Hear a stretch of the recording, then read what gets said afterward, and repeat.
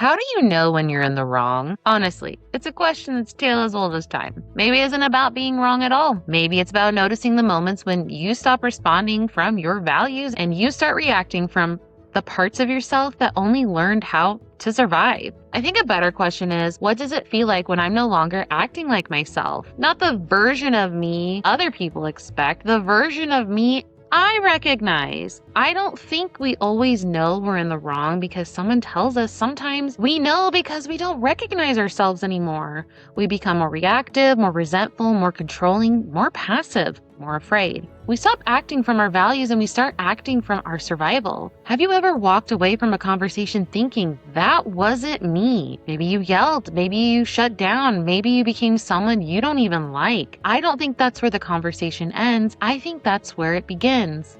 Welcome back to Thinking Out Loud. Hi, it's me, Kimberly. Before we go any further, a quick note. This podcast is for reflection and conversation, not professional advice. Take what resonates and leave the rest. Here, we slow down and we explore life's gray areas, especially in relationships and behavior patterns we can observe and reflect on. I am not here to tell you what to think. I am here to offer frameworks that help you understand your relationships, strengthen your thinking, and hold space for complexity. Let's get to thinking out loud. Growing up, I spent a lot of time trying to figure out why people were upset with me. I wasn't taught what authenticity even was. I wasn't taught what it meant to be aligned with yourself. Like, what the hell is that supposed to mean? I was taught to do the right thing. The problem is the right thing always seemed to change depending on who was upset with me. Felt very subjective. People would cherry pick Bible verses at me. The rules were inconsistent. There was doubled standards. Somehow I ended up being responsible for everyone else's emotions. This resulted in me becoming obsessive with figuring out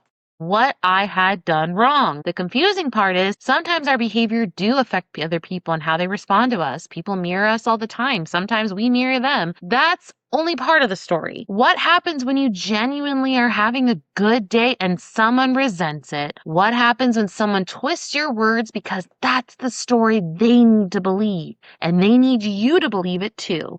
What happens when someone feels threatened by your peace, maybe even envious and thinks, no, they don't get to have a good day. They don't get to have peace. You can't spend your whole life believing every negative reaction is evidence that you've done something wrong. I've lived it. It was terrible. I realized something uncomfortable in the process of healing. I had become a reactive person. I wasn't a reactive person because that was my character. I was a reactive person because I lived in environments where I couldn't relax. I literally would host a party back in the day in my fertility treatment journey. As soon as I sat down, I had someone make their journey of not wanting to have kids to somehow be a reflection of my fertility issues. To give context, it was, I don't want to upset you, Kimberly. I'm sitting over there on the couch thinking, what are you talking about? Well, I want to get my tubes tied. Why would that upset me? Well, because you're going through fertility treatments and me not wanting to have kids somehow makes you upset. What do you mean? And it was wild. My feelings weren't even allowed to be my own. My feelings came last oftentimes where criticism wasn't an invitation. It was constant where I was being mocked,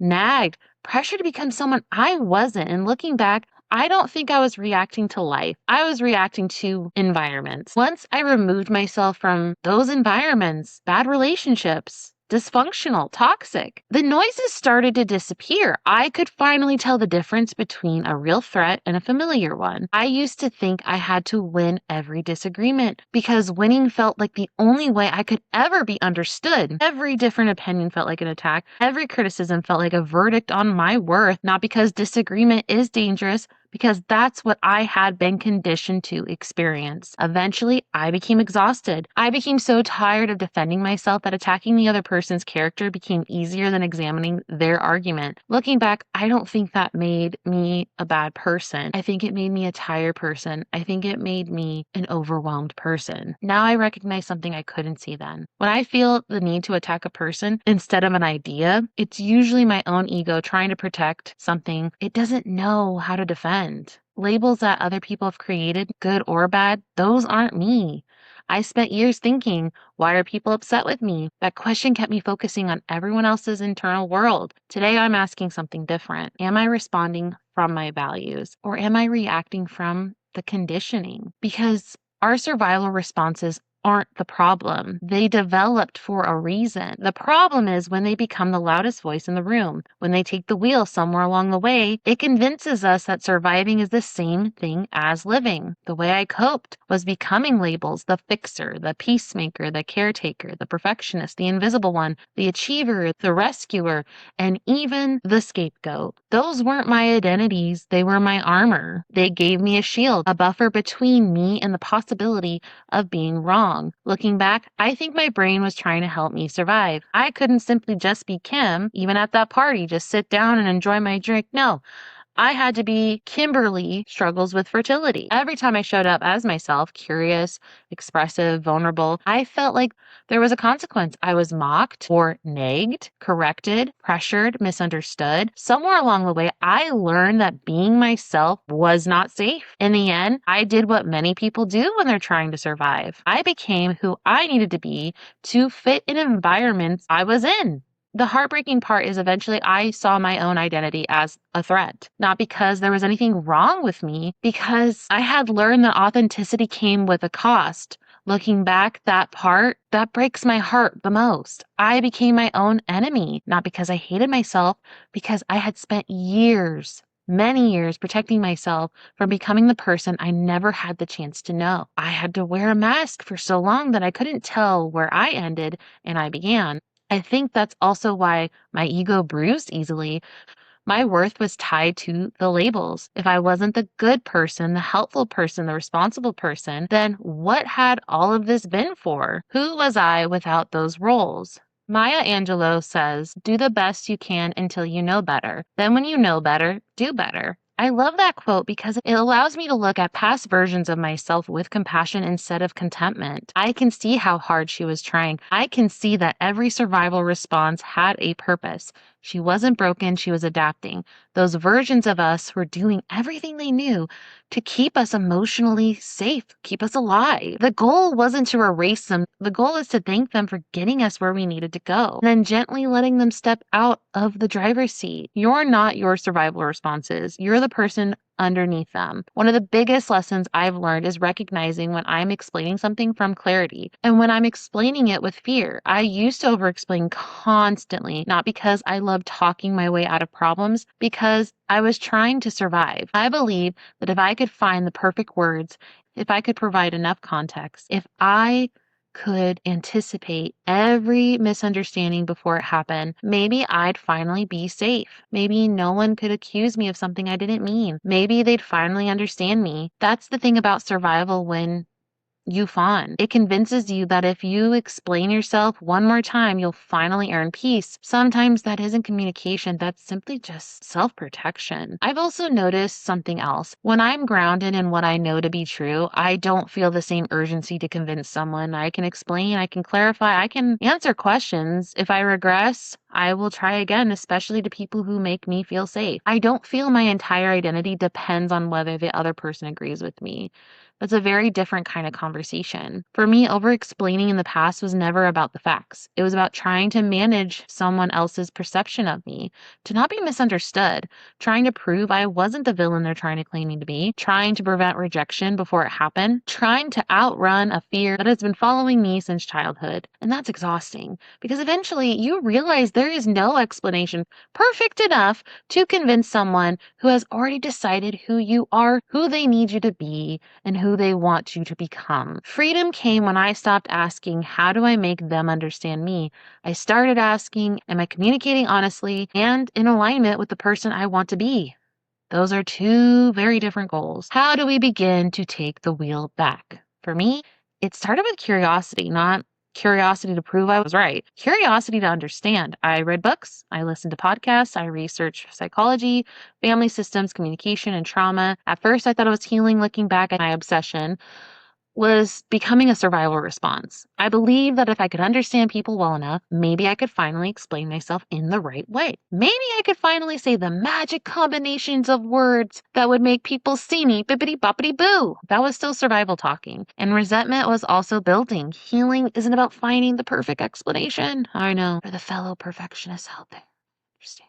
Sometimes it's accepting that no explanation could ever change someone who never wanted to understand you. in the first place. One of the hardest realizations was accepting that some of the people who raised me also became some of my earliest critics. I spent years trying to reason with them into treating me differently, trying to earn empathy, compassion, understanding, permission to simply be myself. Some investments never pay off. Continuing to invest in people who are committed to misunderstand you often costs you the relationships you're supposed to have with yourself. For a long time, Kimberly didn't even have the seat in the car. Fear had the seat. Anger, people-pleasing, perfectionism, hypervigilancy, self-doubt, none of those parts are bad. They all showed up because they thought they were helping me.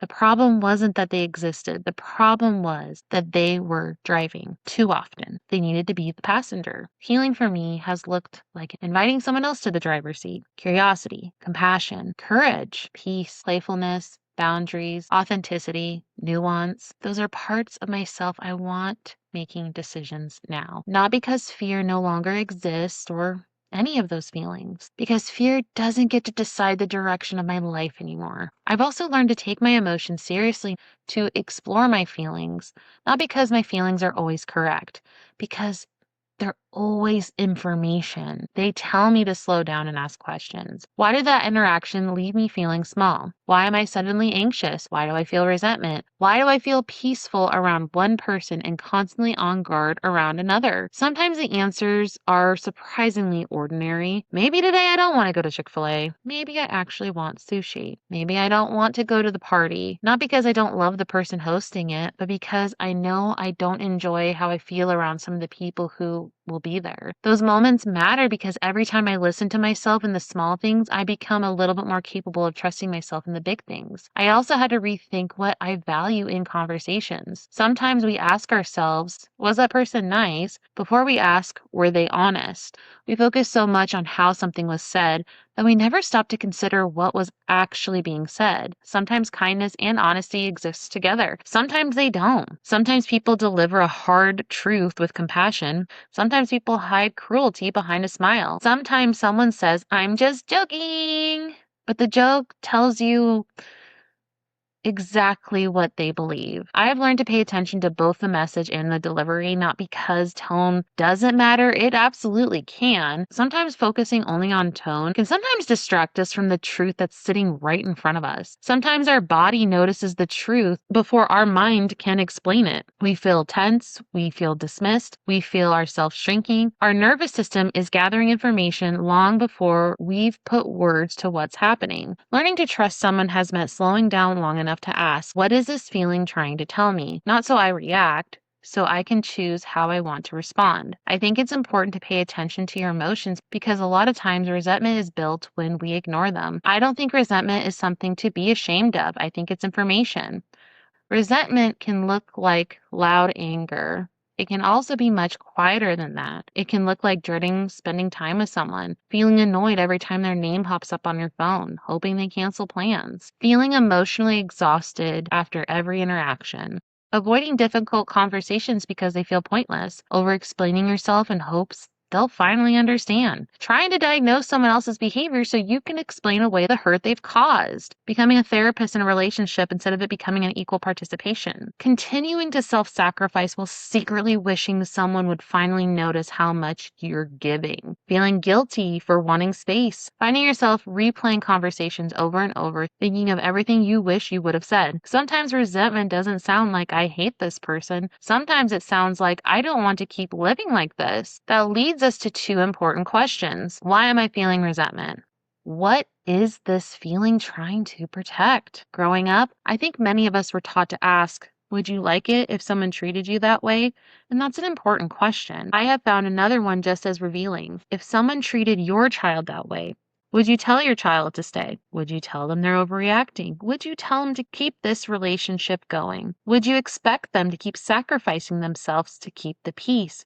Or if you're a parent, if you watched your own child treat your future grandchildren the way you're treating yourself today, how would you feel? Sometimes it's easier to recognize harm when we're looking at someone we love than when we're looking at ourselves. I think resentment is often a signal that we've been suppressing something for a long time. Maybe we've been ignoring boundaries. Maybe we've been disconnecting from our emotions. Maybe we've become so used to surviving that we've stopped asking what we actually need. Our bodies often notice that misalignment before our minds know how to explain it, at least from my experience. Maybe it's the pit in your stomach every time someone's name comes up, like to the point that the name itself is a trigger. Maybe you avoid eye contact because something feels unresolved. Maybe you feel dread whenever a certain conversation is mentioned. Maybe your shoulders tense before you even realized why. Your body isn't always telling you exactly what the problem is. It might be inviting you to become curious, and sometimes not every situation is the same. Sometimes people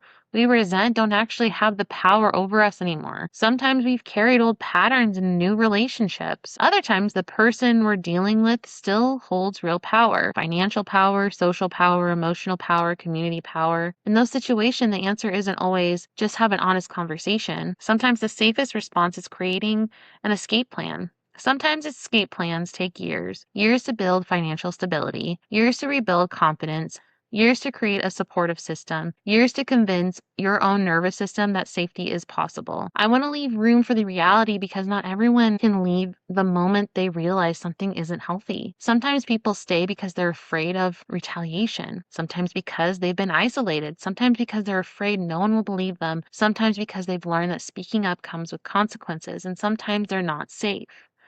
I've lived through seasons where speaking honestly meant risking my relationships, my community, and my emotional safety.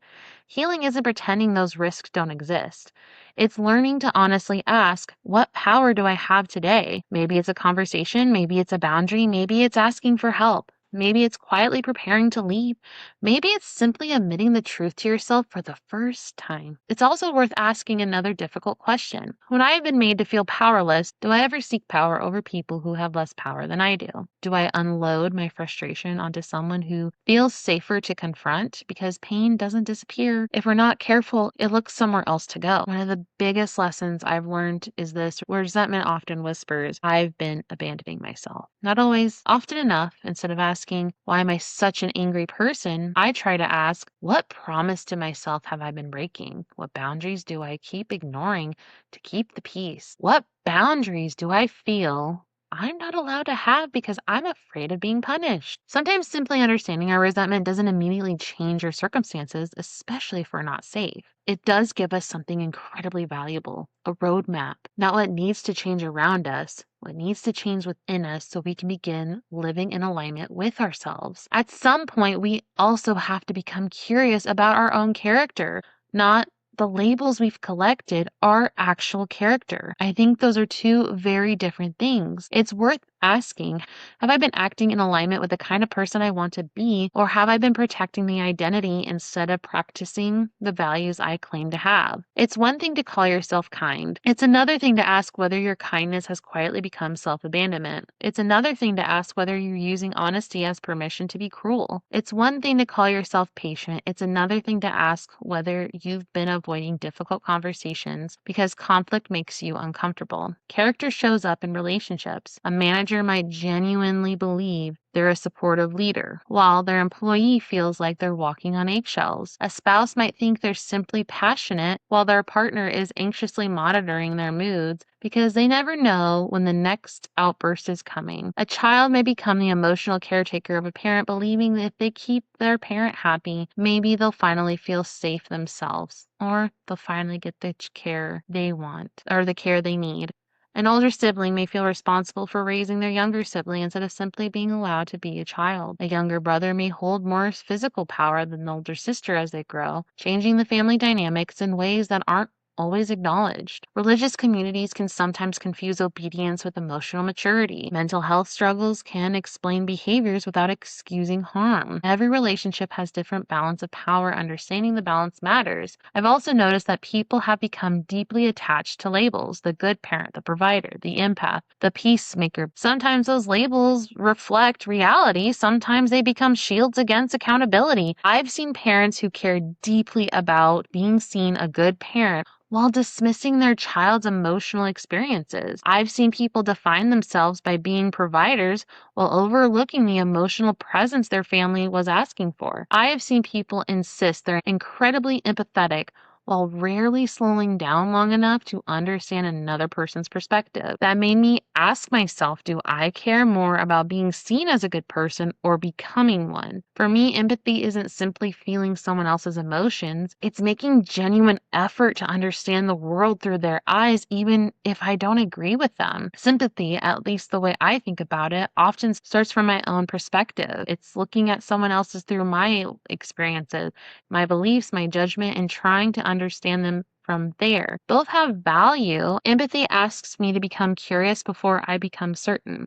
I've realized a lot of us are quick to adopt labels without ever studying what they actually mean. Maybe because labels feel safe, maybe because it's easier to say, I'm an empath, than ask, am I really listening and trying to understand the other person? Maybe it's easier to believe we're already emotionally mature than it is to discover that there are still parts of ourselves we need to grow. Humility can feel painful, especially if you grew up in environments where every mistake became proof that you were a bad person or difficult for having emotions. When that happened, accountability doesn't feel like growth, it feels like danger, danger. That's why I've learned to pause when I notice myself saying things like, they always or they never. Those words can sometimes be true. They can also become shortcuts to keep us from seeing the whole picture. I've learned to be careful when I hear myself justifying my behavior with someone else. I only reacted because they always, and maybe they do, their behavior doesn't answer for mine. Me, myself, and I. I still have to decide whether I act in alignment with my own values. I've also come to appreciate the people in my life who can lovingly challenge me. If people I trust, people who are usually honest and supportive, tell me I might have missed something, that's worth paying attention to, especially if you value their opinion, not because they're automatically right, not because they know you better than you know yourself, as the legend has been told. They might be seeing something I can't see while I'm emotionally activated. When that happens, I try to become more curious instead of defensive. I ask myself, why did I become sarcastic? Why did I manipulate? Why did I become passive? Why am I nagging? Why did I explode? Why did I disappear? Not to shame myself, to understand which part of me grabbed the steering wheel and shut up and drive. The goal was to become more aware, more aligned little by little, to let my values drive more often than my own survival responses, and instead maybe my survival responses are helping me understand the directions we need to go. Back to the question, how do you know when you're in the wrong? I don't think there's one answer. I'm sorry, it's my rambles, and unfortunately, sometimes you're in the wrong because you acted out of anger instead of intention. Sometimes you said something you didn't truly believe and you wanted to hurt someone because you were hurting. Sometimes you projected an old wound onto a new person. Sometimes you made assumptions instead of asking questions. Sometimes you became sarcastic, manipulative, passive, and controlling because survival responses grabbed the wheel and started steering and told you to shut up and drive. Sometimes you broke a promise to yourself. Sometimes you ignored your own boundaries you have been trying to intentionally put in place because resentment convinced you that everyone else was the problem, and sometimes you're not actually in the wrong. Sometimes you're reacting to an environment that taught you to doubt yourself. Sometimes your body is trying to tell you something your mind hasn't been able to put into words yet. Sometimes your resentment is showing you where you've been abandoning yourself. You don't do that here. No. Sometimes the relationship isn't healthy. Sometimes the conversation isn't safe to have. And sometimes what needs to change isn't you. It's where you are. I've also learned that accountability isn't asking, how do I prove I'm a good person? It's asking, am I willing to be honest with myself? Did I say what I said because I genuinely believe it, or because I wanted someone else to feel what I was feeling? Sometimes the answer is both. Sometimes I meant what I said, and sometimes I wish I had said it with more kindness. Sometimes I realize I owe someone else an apology. Sometimes this relationship isn't worth fighting for. Sometimes it's realizing it's time to let it go, as Elsa told us from Frozen. When I discover I'm in the wrong, I try to remember that accountability isn't about shame. It's about repair. If I can admit my mistakes early, I keep resentment from growing. If I own my actions without adding up, but I leave room to trust and rebuild. If I've caused harm, I ask, what can I do to make it right, and then follow through? Because change isn't measured by apologies. It's measured by what happened afterwards. Maybe the question isn't, How do I know when I'm in the wrong? Maybe the better question is, what happened that made me abandon myself on who I was trying to become, or who I always was? Or maybe an even harder question is, which version of me is making the decision, the person I want to become, or the part of me that learned surviving matters more than being myself? Because our protective responses aren't the enemy, they're evidence that at one point in our lives, they helped us survive. The work isn't getting rid of them, it's learning how to thank them for trying to help, then gently taking the wheel back. I'd love to hear your thoughts. Have you ever been humbled by realizing you might have been in the wrong? What helped you find your way back to your humanity? Whether you leave a comment, send me a message, or simply sit with those questions yourself, I hope this conversation stays with you. Thanks for slowing down and thinking out loud with me. And remember, alignment isn't about becoming someone new. It's about making enough room for the person you've always been to finally drive. I'll see you in the next episode.